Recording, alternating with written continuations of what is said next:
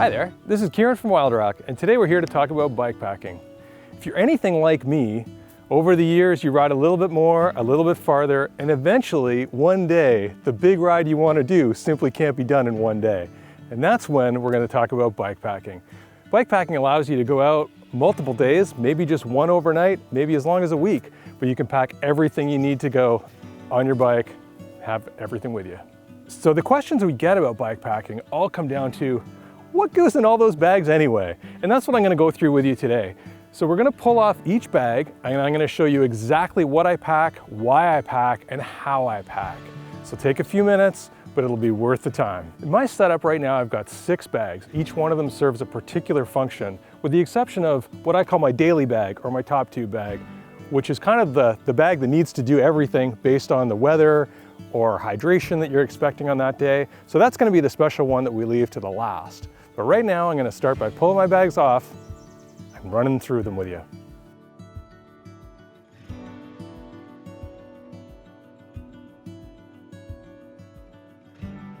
So I've stripped my bike down, and on the table, I've got my handlebar bag, big waterproof roll, the essentials kit that goes on top of the handlebar bag, my top tube bag, or the daily kit that I call it, my kitchen, my tool kit, and my underseat bag. And the underseat bag has got most of my food, some spare clothes, and all the stuff that can afford to be tucked away for the day.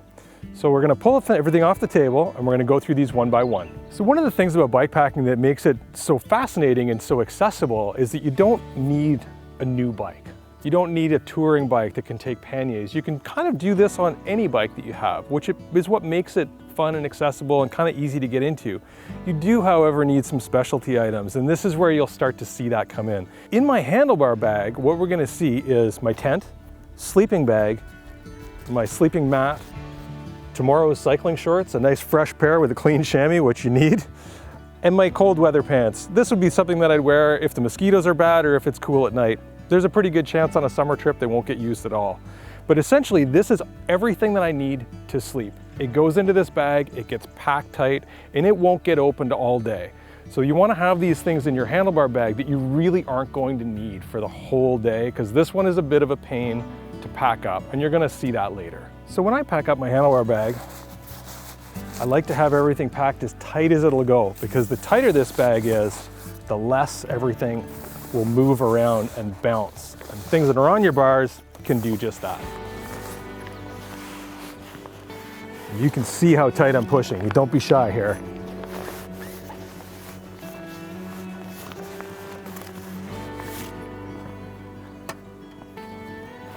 I'm gonna fill every gap I can.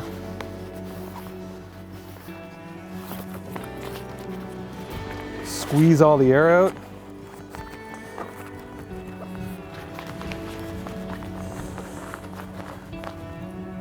The important thing is here that you get it down tight enough that it will fit. I'll bring it forward and make sure that it fits right in between your gear shifters so you can still change gears. So this is my essential kit, which sits up on top of my handlebar bag. This is where you want to have things that you may need at any time. And I also want to have things like electronics that I know are going to be waterproof, because this is a fully, completely waterproof case. And essentials like my mask. If I need to navigate, I need my reading glasses, right? So reading glasses, mask, until maybe 2022. I'll have my charging cables, depending on who I'm traveling with, deodorant, if I'm on my own, leaving that at home, sunscreen, I'll have my phone, always a headlamp, you never know when you're gonna get caught out, and some battery backups which fuel my navigation system as well as my phone. And that's about it. This one's simple and easy to pack. Again, making sure this bag is waterproof is super important, because if any of this stuff goes wrong, your trip's gonna be in trouble.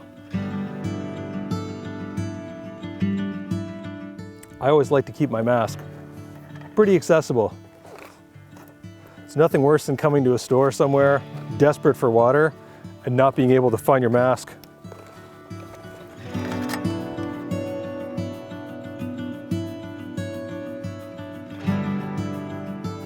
All right, so moving on, we're at the underseat bag, and this is one of the high volume bikepacking bags that gets used almost all the time. It's kind of a workhorse of the system, but one that's a little bit awkward to open and unload during the day, just like the handlebar bag. So this is where you want to have things that you don't think you're going to need until nighttime. So you'll notice in terms of food, I'm not going to carry back here what I might need during the day, but evening meals, granola for breakfast, my rope for hanging my food in case you're in bear country, that sort of stuff is going to go in my underseat bag.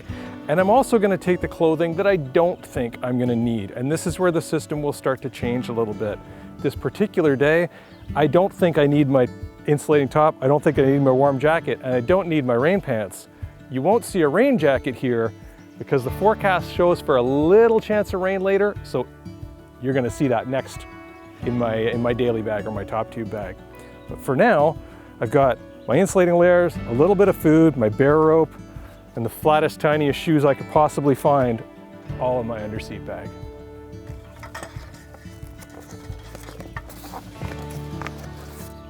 So one of the things with your underseat bag is if it is not packed tight, it will be loose and floppy, particularly when you stand up. So this is one where you don't want to be shy.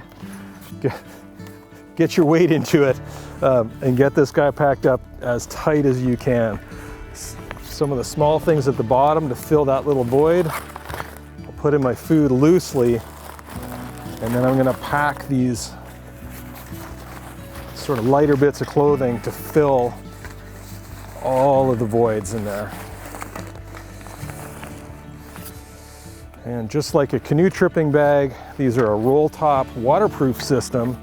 So making sure that you roll it nice and tight is an important part of making sure that your pack is going to be good and dry when you get where you're going. So this is an important bag, and one that people often question. Your top tube bag that sits underneath inside of your frame, that I call my daily bag. This is really important because every day how you pack this bag is going to change. If you're on a route where you know you're going to be able to stop for lunch, well, you don't need a bunch of food in there. But if it's a day that maybe it's cool in the morning and you're layered up with your rain jacket and an insulating layer at the start of the day, but it's forecast to be warm, you're going to want to start with this bag almost empty. It's by far the easiest to access. It's easy to open, close, pack and unpack. So this is the one that you need to have basically set up for the day that you expect to have ahead of you. If you know you're going to be out for miles in the middle of nowhere with nowhere to stop, then you're going to want to have your water filtration in this bag, or in my case, purification tablets. So this is where your wallet should be. My plan today is to ride a fair distance without access to much of anything, which is why I've got my water filtration, got a sunscreen stick, spare tube accessible, and I really like eating real food on trips like this. So I've got tortillas with peanut butter, the nasty kind with lots of sugar and salt and fat in it. Things like pepperoni will keep me going all day, and this is the kind of trip where I don't want to be eating like power bars and Cliff bars. I like some food that makes me feel like I'm at home. Stick my food in the back.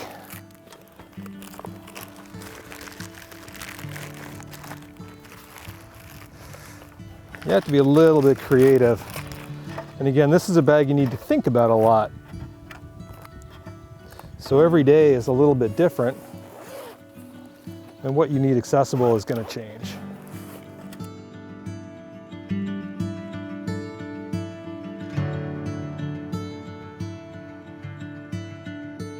The last two on-bike bags we're going to talk about is what I call my kitchen, which is here, and my toolkit. And the toolkit basically is the kind of thing that most people would have under their seat on a normal ride, but of course with the big underseat bag, it's not an option. Many bikes, if you look closely, will have an extra water bottle mount right between your feet on the down tube of the bike, and that's where you can put a little bunker. So this replaces a water bottle, and all of your tools go inside that. Super simple, it's a great little solution, watertight, holds everything you need. My kitchen, as you can see, is pretty lean. I go about as minimal as possible. You'll notice I had a Swiss Army knife in my top tube bag. That's it. That and this nasty old spork is all I'm going to use. My old Jetboil stove, which is trusty. The bottom of the stove cover is what I eat out of. It's my bowl, it's my coffee cup, it's my everything. And I'm not gonna go anywhere without my toothbrush and a little bit of toothpaste, but that's it. I do pack pretty lean, but this really honestly is everything you need, particularly if you're just going for a few days. So typically I find when I'm packing up this little guy, the easiest way is to stick your tube in first and then pack everything else around it. Got my spare link, the basic Allen keys that I need, a chain tool.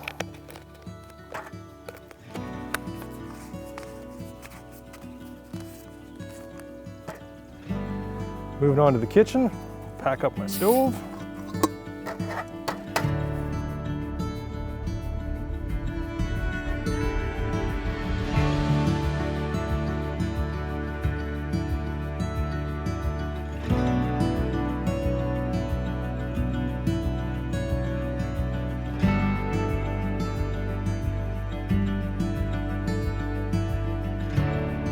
So the last thing we're going to talk about today is not typically a bike bag, but a little backpack. So you'll notice that there's no water bottle cages on my bike because there's not really any space with the setup that I have for this particular trip. So I choose to use a Camelback-esque bag. But this is also a multi-purpose bag. This is the bag that you might have if you're popping by a grocery store on your way to camp. You need some way to get that stuff to camp. So having a little bag makes a ton of sense.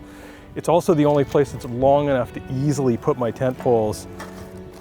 You never know what's going to happen, so toilet paper and a trowel so you can deal with this responsibly is an important thing to have accessible. So it goes in my pack along with my pump.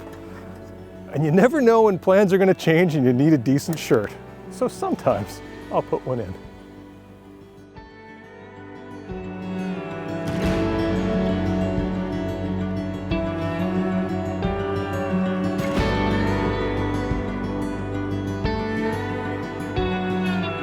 And that's it. Let the adventure begin. 6 bags on the bike, all organized, planned for the day. 1 on your back, taking care of hydration and a few necessities, and that'll get you started. Now, I recognize this is a little daunting, and it certainly can be, but there's a simple way to start. And the simple way to start is with the bare necessities and a trip to your favorite resort or your favorite hotel, hopefully somewhere just outside where you'd normally ride so you can really make an adventure of it.